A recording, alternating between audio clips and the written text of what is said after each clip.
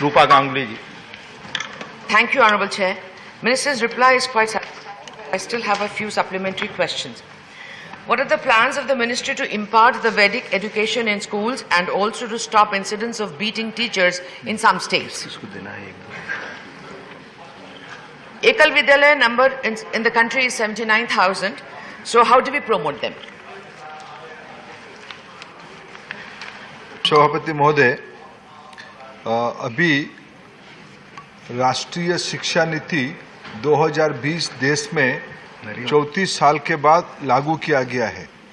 उस शिक्षा नीति में भारतीय मूल्य आधारित शिक्षा व्यवस्था को लागू करने के लिए अनेक चैप्टर्स में चर्चा किया गया है। उसकी तैयारी सारे राज्यों में और सर्वभारतीय स्तर पे नेशनल कैरिकुलम फ्रेमवर्क और स्टेट कैरिकुलम फ्रेमवर्क, ये दो फोरम पे चर्चा हो रही है। अगले 1-2 सालों में इसकी एक व्यापक मसौदा तैयार हो जाएगा।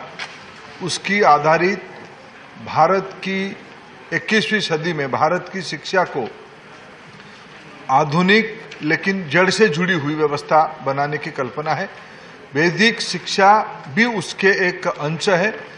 अभी भी अनेक यूनिवर्सिटीज में, अनेक अच्छे रेपुटेड कॉलेज में इंडिक शिक्षा की व्यवस्था है, जिसमें वैदिक की शिक्षा के बारे में चर्चा है। अभी राष्ट्रीय शिक्षा नीति में उसकी और ध्यान दिया जाएगा। यही सदस्य की दूसरा supplementary Rupa ji. Thank you. How are teachers trained for developing the relationship of a mentor with the student? And sir, kindly keep this in mind that para-teachers' salary is 10,000 per month. Recruitment process is vague and job applicants are in dhanna for more than few years in some states. Last few 1 month hunger strike is happening in and 1.5 lakh permanent teachers post vacant in state of West Bengal. So how do we plan to train teachers, sir?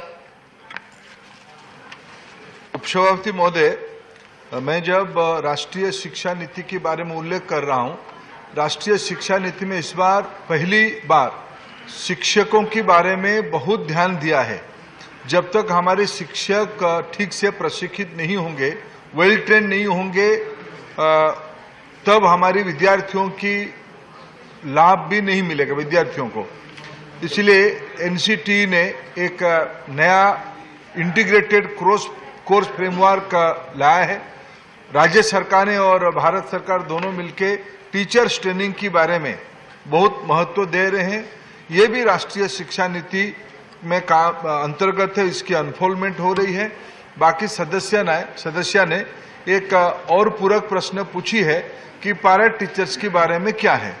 मैं आपकी अनुमति से सदन को एक विषय में अवगत कराना चाहूंगा। 20-25 साल पहले जब स्वर्गीय अटल बिहारी वाजपेयी देश के प्रधानमंत्री होते थे, उसकी पहले ये टीचर वगैरह के विषय मूलतः राज्यों के पास था। सर्व शिक्षा अभियान के तहत जिन राज्यों में टीचरों की संख्या कम है विद्यार्थियों की तुलना में, एक गैप फिलिंग की इनिशिएटिव भारत सरकार एक सेंट्रल स्पॉन्सर्ड स्कीम पे लागू करके चलाया। उसको अभी लागू करके अभी तक समग्र शिक्षा के नाम पे चल रहा है। अभी देश की टीचर स्टूडेंट्स रेशियो अगर दिखा जाएगा तो पर्याप्त मात्रा में ठीक है, लेकिन कुछ चुनौतियां हैं। ये जो विषय पैरा टीचर की बात उठाएं, हम कोई नहीं चाहेंगे इस सदन में या देश में कोई नहीं चाहेगा कि भविष्य की पीढ़ी को पढ़ाने वाले विद्यार्थी टीचर अनट्रेंड हो। उनको लंबे समय तक मौका दिया गया है। पैरा टीचर कोई व्यवस्था नहीं है। कभी जिला पंचायत के माध्यम से उनको 20 साल पहले रखा गया था, लेकिन इन दिनों में राज्य सरकारों ने उनको मौका दिया ट्रेंड होने के लिए, +2 में मिनिमम मार्क रखने के लिए। ये सारा व्यवस्था हुआ है। सुप्रीम कोर्ट की निगरानी में अभी लेटेस्ट 2-2.5 साल पहले सुप्रीम कोर्ट ने उसको एक सर्वोच्च मत भी दिया है।